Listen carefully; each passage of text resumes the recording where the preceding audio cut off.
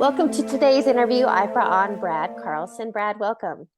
Hi, Heather. Thank you so much for having me here. It's a pleasure to be here with you today. Yes, I'm stoked. We've actually been chatting for much longer than I anticipated before we were recording. So I'm excited. We're going to share a lot of good today. Please share with listeners your background. Where do you live and what do you do? Yeah, sure. So currently I'm living in Tulsa, Oklahoma. I'm from Colorado originally, though, as we were talking about. And presently I work as a health coach and a podcaster.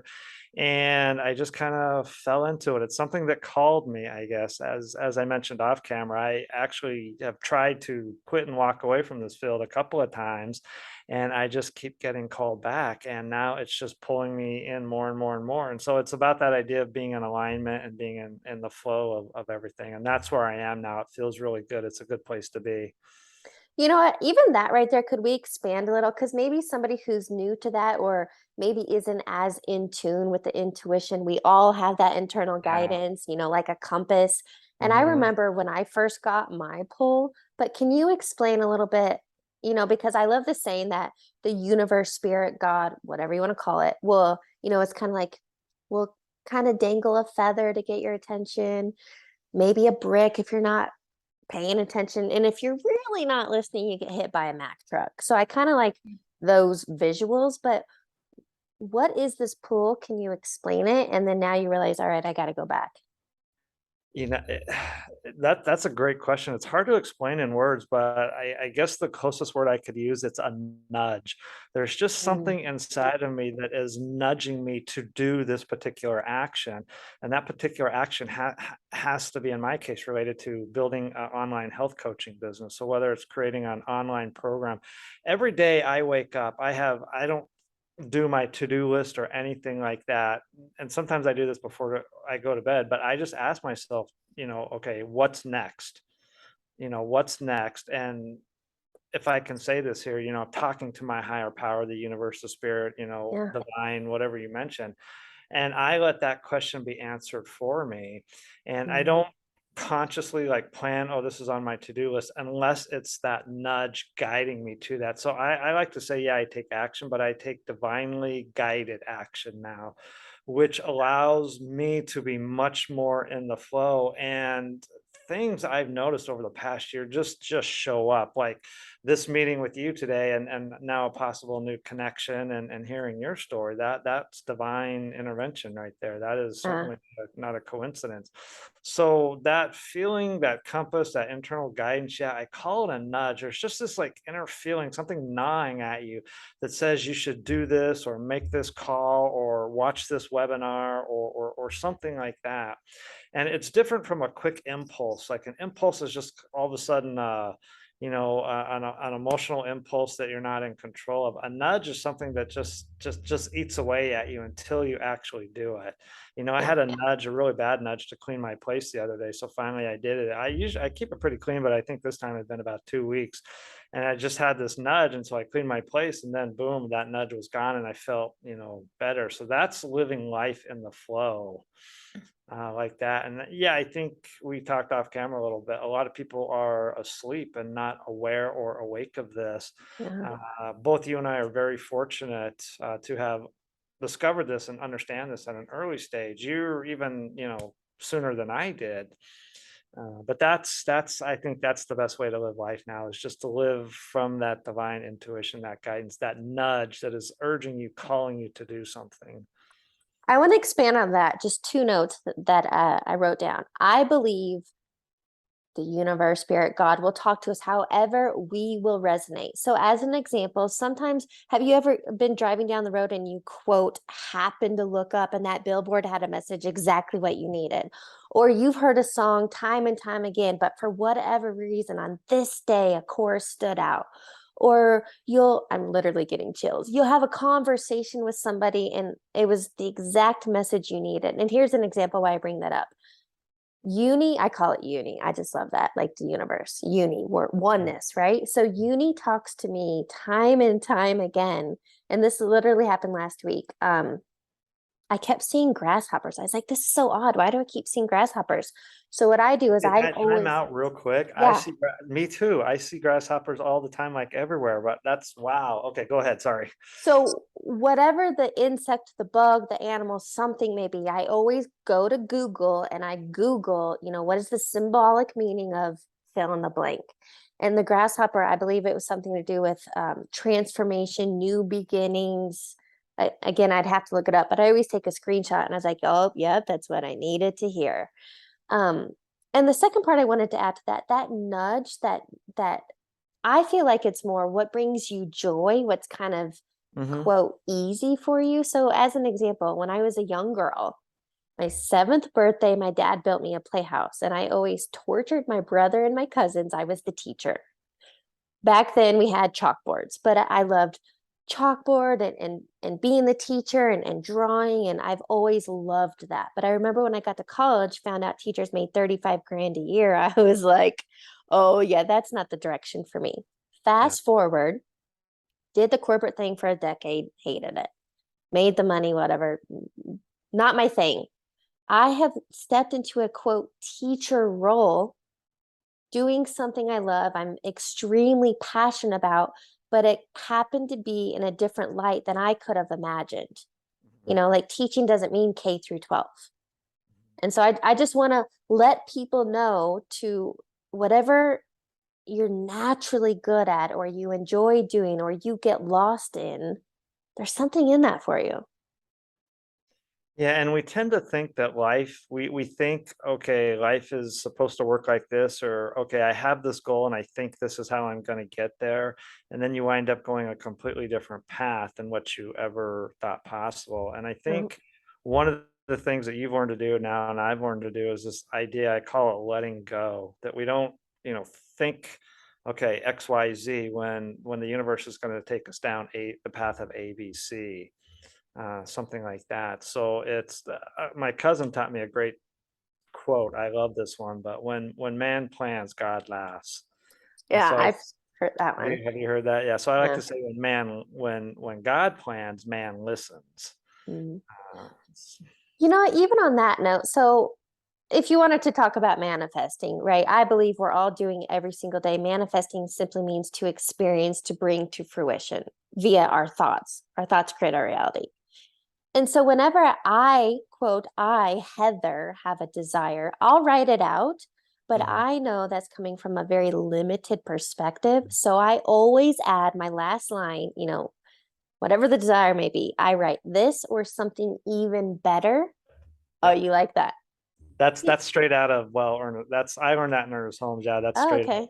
out of Ernest Holmes. Yeah, I learned that a few years ago. Yeah, or something better so that you don't attach yourself Yeah.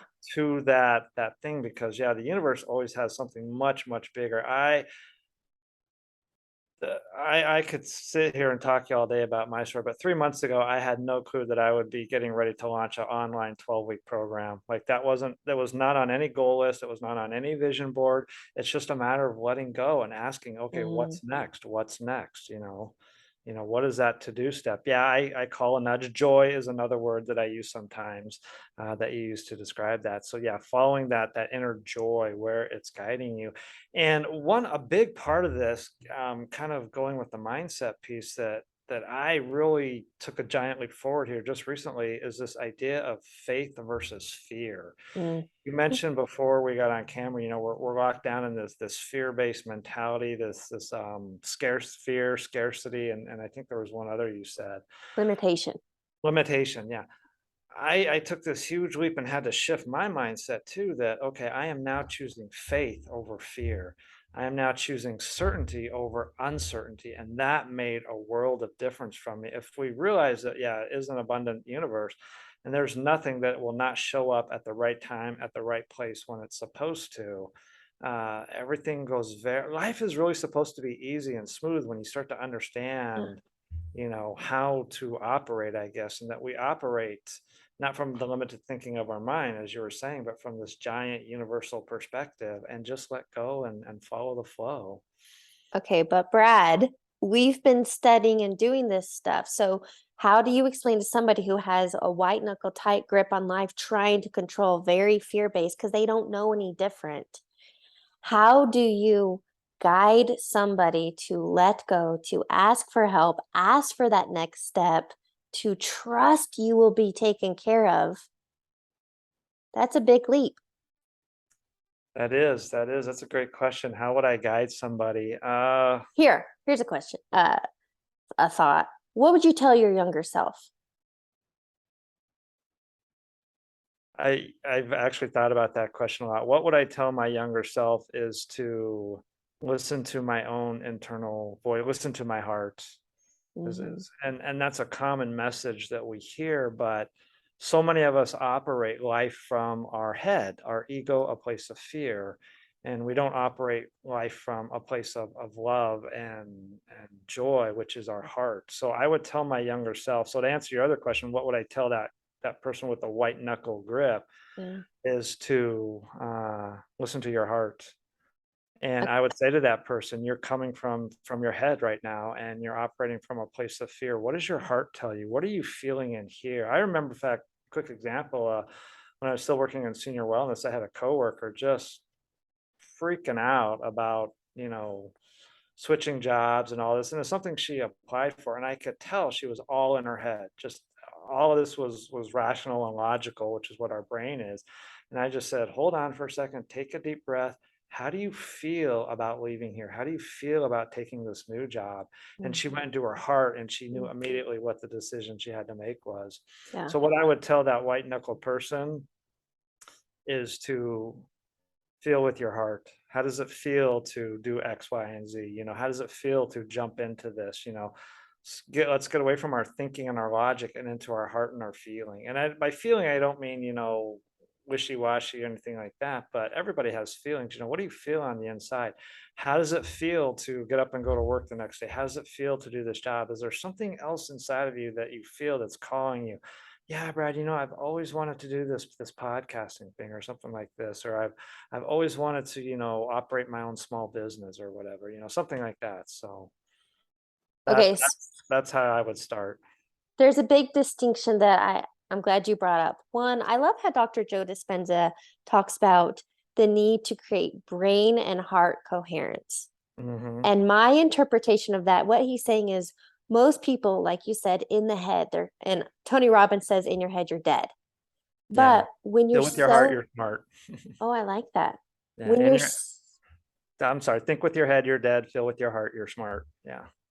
when you're so heady, it's actually that's what creates that mental chaos, that stress. But you're living in that stress, fear, fight or flight mentality. And I had a client last week tell me, and that's where he's at. His every day is Groundhog Day. He's completely stressed out. He's a business owner at the verge of divorce. Like he's got a lot going on, can't sleep at night. And I'm like, obviously, I mean, you've got to create space and stillness to connect within because you were, and he's like, I don't have time for that. And then, so I love this saying, if you don't have 5 minutes to meditate, you literally need to meditate for an hour. Yeah, and I would ask him, where's your focus? What do you want to have for your life? Do you want to have a health? The most powerful question you can ask is what do you want? I would Yeah, ask that client, what is it that you want? What is it that you want professionally with your job? What is it that you want romantically with your relationship? What is it that you want, with your finances or whatever? yeah, And like Heather, and like I had that epiphany on the couch during my divorce is, what we focus on, we become.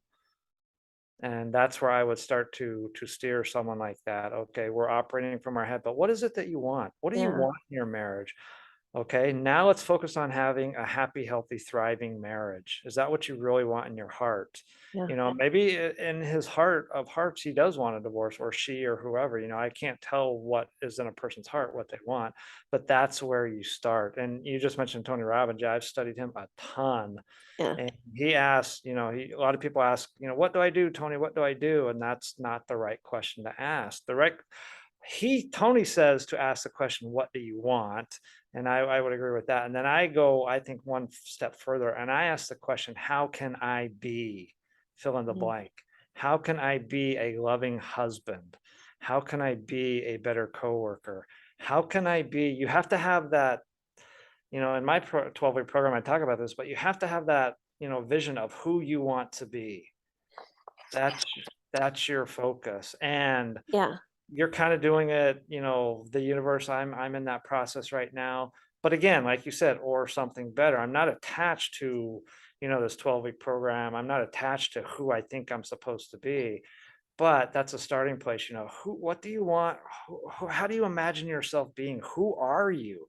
Those are three of the most powerful questions you can answer. Who are you? Yeah. What do you want? And where are you going? Those three questions. If you can answer those, a lot of that, what you said, that that stress and frustration will begin to kind of melt away and dissolve.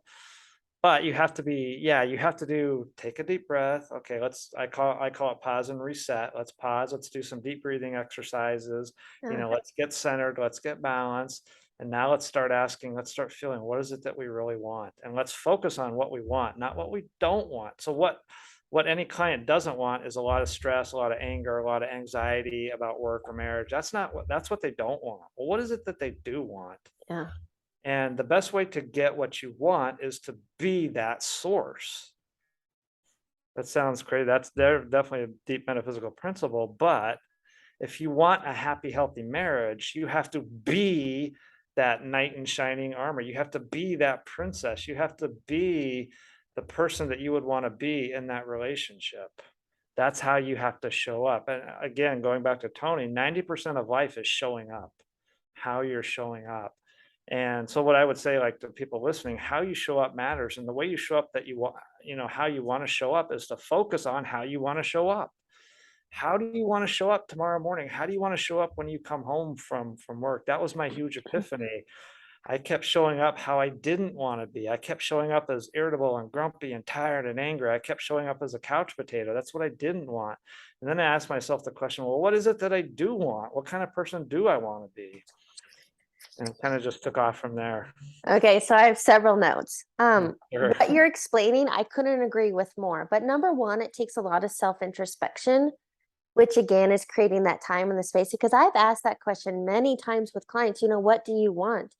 And I'm not surprised anymore, but a lot of people don't even know what Yeah, they they don't want. know. Yeah. So yeah, you're right. Step number one is like, it's just taking time, sit back. And I think of it as, okay, forget the past. If today is a blank slate, which it is, and you have an empty canvas in front of you, what do you want your life to look like? And there's no limitations. I believe all limitations are self-imposed in your mind.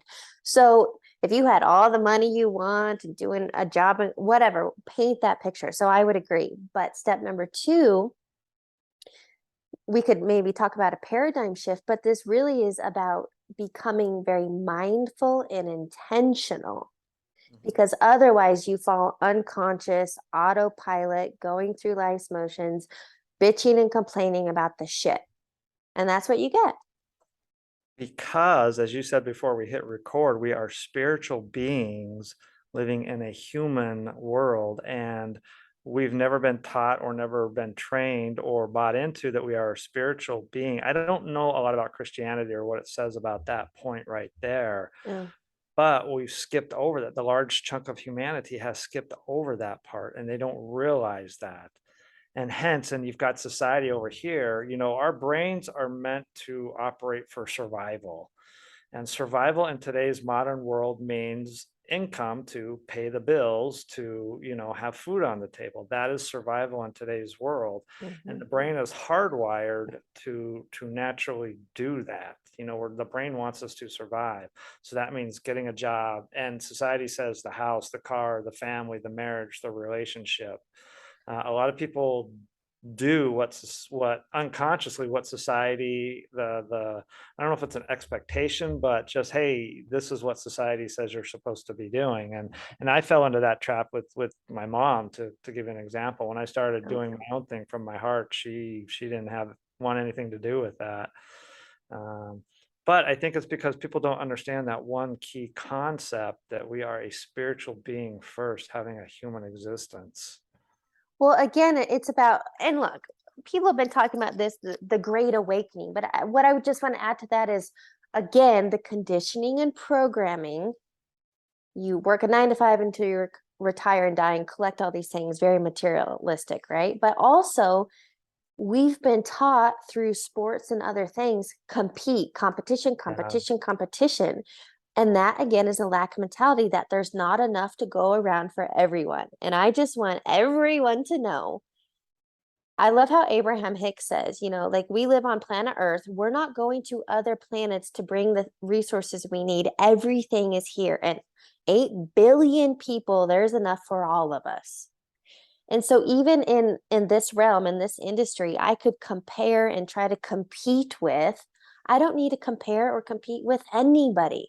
Like as an example, I would never try to emulate Tony Robbins because I'm not Tony Robbins. Yeah. And I love the saying, don't be a second-rate version of somebody else, be a Yeah. first-rate version of Of you. yourself. Yep. That's So, what I'm working on. Yeah. right. Oh, wait, hold on. And I started one more because I love how you said to start being what you want to become. You said something along those lines. Yeah. And Be the change. That's what Gandhi said. Yeah. Be the change. That's where it starts. I wanted to add to that what Dr. Joe Dispenza says is we don't attract what we want, you attract what you are. And what you are is the vibration that you're giving off. So a lot of people are familiar with the law of attraction, but I talk more about the law of vibration. Let's talk about it. You attract the vibration that you're giving off. So when we talk about the law of attraction, it's not so much our thoughts, our thoughts, but it's the feeling that that thought creates and what we attract into our life. It could be, the universe can pull from its bag of infinite whatever, and we attract more than that thing, that event. We attract the feeling that that event brings. So if we're really scarce and anxious and limited mindset, that creates a certain feeling within us. And so we're going to attract more things in our life that create that same feeling with us. Now, sometimes the universe will flip things on its head and, do a 180. I've had that happen too. But the law of vibration, you have to understand, for me, working on exactly being my own version of me at a level of a Wayne Dyer or Michael Beckworth or Tony Robbins or something like that, being Yeah. my own version, I'm working on me every day. A very powerful exercise I do every morning now. And I've learned this as a podcast host, interviewing experts like you, Heather, from all over the world. It's so awesome. But a couple of them have their morning routines where they just sit down and they just kind of put their hands on their heart and they just do a check-in. Okay, how am I feeling? How do I want to feel? Who am I becoming? And they just let that vibration come out of who they are becoming. So I do practice visualization, imagination, and that feeling. I imagine myself being in front of an audience and what that feeling, you can see I start to smile and feeling and that influence I'm having and everything like that. Yeah. So I practice that vibration and raising my vibration. But again, like you said, or something better, not being attached to that. It's always about, okay, this is what I think is supposed to happen, but you got to leave room for the universal or something better. So it's being that vibration. So again, it goes back to that. What are you feeling? And are you feeling broke? Then you're going to attract more brokenness into your life. Are you feeling scarce? You don't have enough money. That's what you're going to attract more of. So you've got to start flipping that feeling and the mindset. So I've my second book is almost it's under review right now, but I call this is how life works. This is what I say. It goes heart, mind, body. You mentioned Joe Dispenza a little while ago about the heart mind connection. We think with our heads first and then our body. Our body just follows whatever our mind tells it to do. And I call sometimes I have to be careful about this, but clients, I call them out, your body, your health is a direct reflection of what's going on in your mind. So if we want to get you healthy, we've got to start with your mind because that's where Yes. we've got to deal with the beliefs and stories. Yeah. But life begins with our heart, with our compass, our feeling, our intuition, our joy meter, however we want to refer to it. And then the mind goes, okay, there's this nudge to take this action. So the mind goes, how can I support in taking that action? Well, let's get on the phone. Let's do the computer. Let's do the email. The mind is a follower of the heart, but the way we've been taught in society is we skip the heart part altogether and just go straight to the mind. And then the mind without the heart is just in pure survival mode. Just the fear, the scarcity, the limitations, just to survive in the modern world, to have money to pay bills. So I kind of just had like this light bulb moment. As an example, I have a triathlon on Saturday. I'm a triathlete too. Wow, we have so much in common. This is We're crazy. we're besties. The reason I bring that up, because you said something about body follows the mind, right? Yes, the mind leads the body, or the body follows the mind. Always, always, always, always. You can't raise your hand without the mind sending a signal to your nervous system, your spinal cord, to your Yeah. hand, and all that. The reason I bring that up is, especially at this point, I just know for my triathlon, it really comes down to a mental game. I have the mechanics. I know, the stroke, which swimming is not my thing. It Right. re- and and so I love the saying, whatever the mind can conceive and believe, the body will achieve. And so, full Ironman, I think those people are insane, but good for them because that is, I just can't imagine that, or even endurance runners running 100-mile races. That seriously comes down to David Goggins. I can respect that man for his Yeah. mindset of steel. But what he says is, we've only tapped into 40% of our potential. When you want to quit, when you want to give up, when that you've only tapped into 40%. And I know David Goggins, and I know Unbeatable Mind and Mark Divine and the SEAL program, and I don't disagree with all of that, but I don't necessarily agree with it either. I think there's a more spiritual component to it So than that. When you're yeah. saying, we only use 40%, is I question, I think he's saying that from a place of fear because, oh, I'm not working hard, or I'm not doing good enough, something like that. And I don't know, but I'm just kind of speculating, where's he coming from when he says something like that? Is it truly from a place of love, or a place of fear? Because in love, there is no judgment. Everyone is their own story, their own journey and everything. Now, I have to ask you real quick, though, I don't I go off different topic. What distance are you doing on Saturday? Olympic.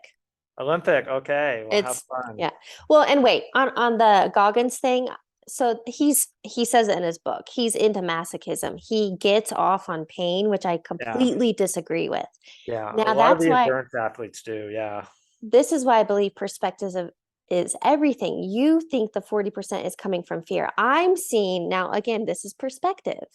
Um, I'm seeing that him saying 40% is more like, when you have that self-doubt, when you have the belief, when you have that desire to quit, know that you have 60% more potential you haven't even tapped into. So I see it more as not the pain, not trying to get through another threshold, but realizing, like, don't quit now. You didn't come this far to only come this far.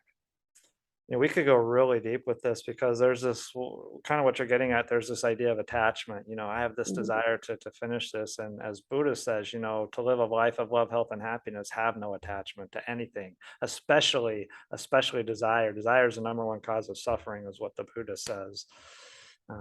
Being attached to something, whether it's a physical object or crossing a finish line, or something like that. And Buddha is a great example. No money, couldn't run an ultra marathon, but who has influenced more people on this planet, Buddha or David Goggins?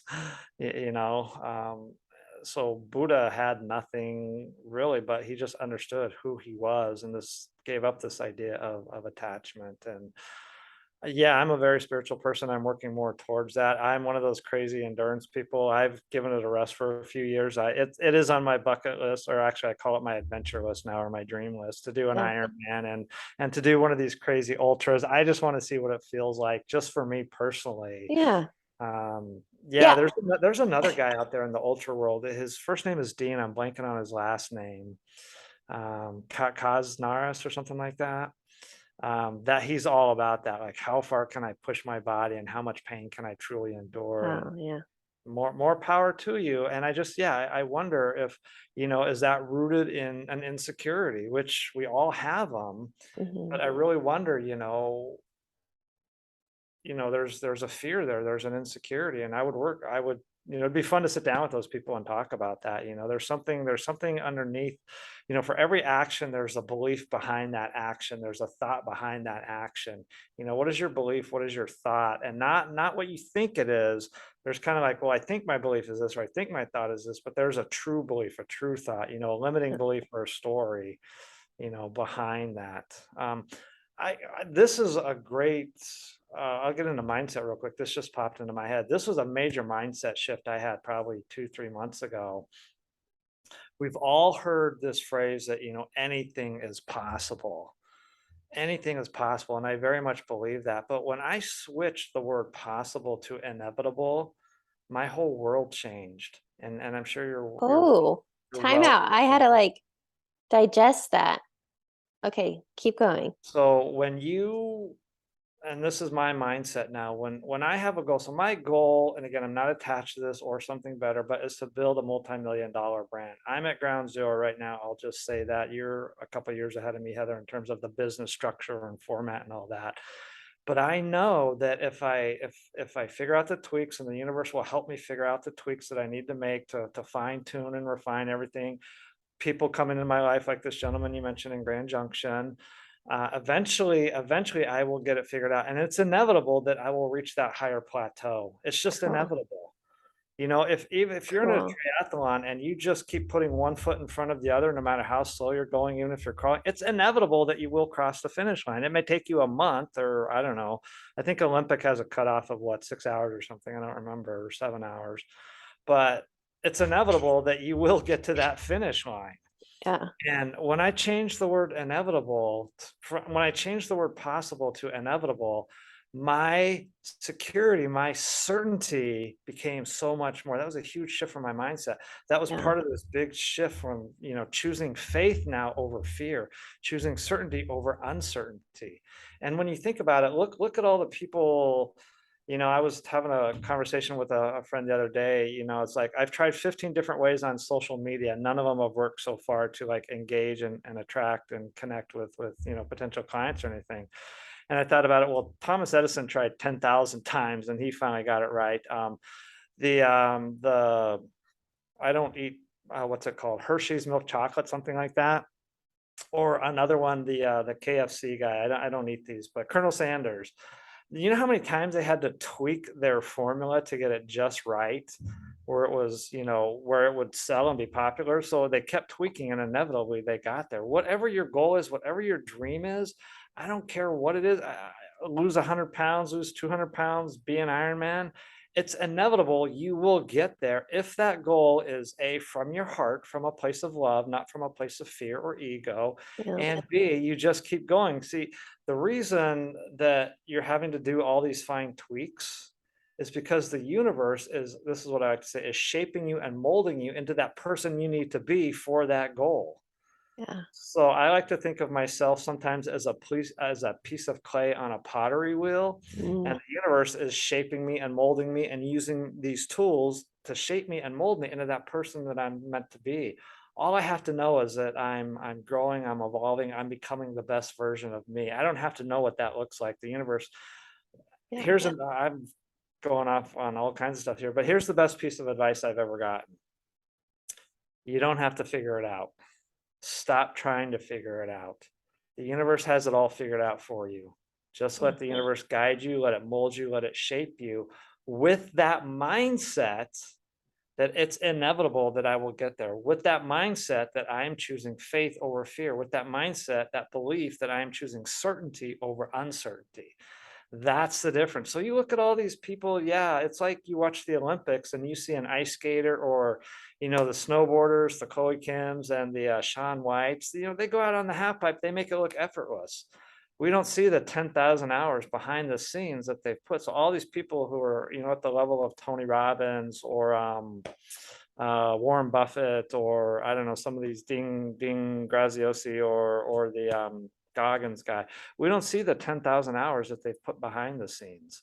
You've put hundreds of hours into your business already, and imagine where you are now. Imagine where you're going to be 10 years from now. In fact, I'm going to get your number or something, because I want to keep in touch and get your autograph and say, I knew her once upon a time. I was on her podcast, Yeah. uh, but no, it's inevitable. And so I really believe that in my heart now. Yeah, it's what we believe, but it's not, we can't believe it in our heads. We got to believe it in our heart.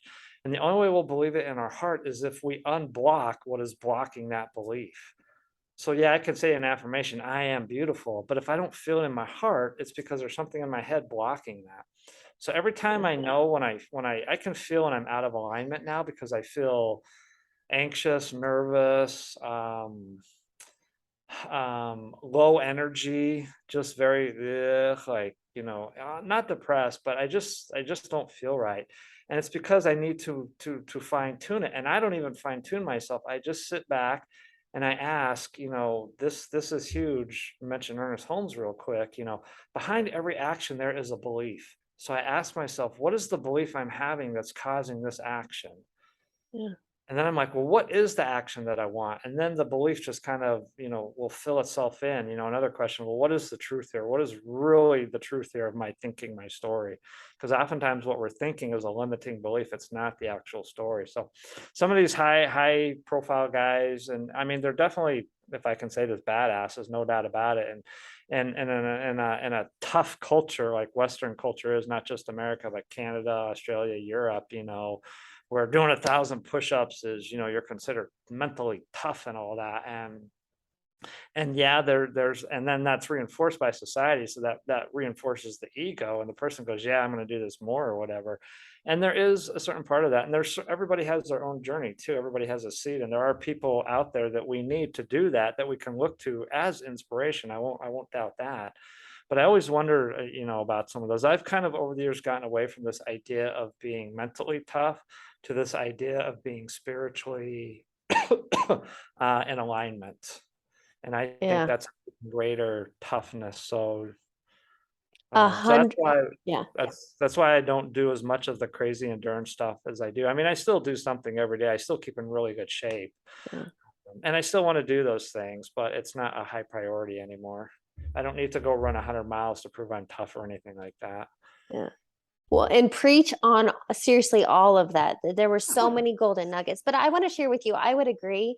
So my first triathlon was in 2019. Now it's been 3 years until this one this weekend. But even the 3 year difference between the mindset of, needing to prove that I can do it and Mm, this one, totally different headspace. I want to have yeah. fun. It was like who I Mm, became in the 12 weeks of training. It's totally different. So I feel you. yeah.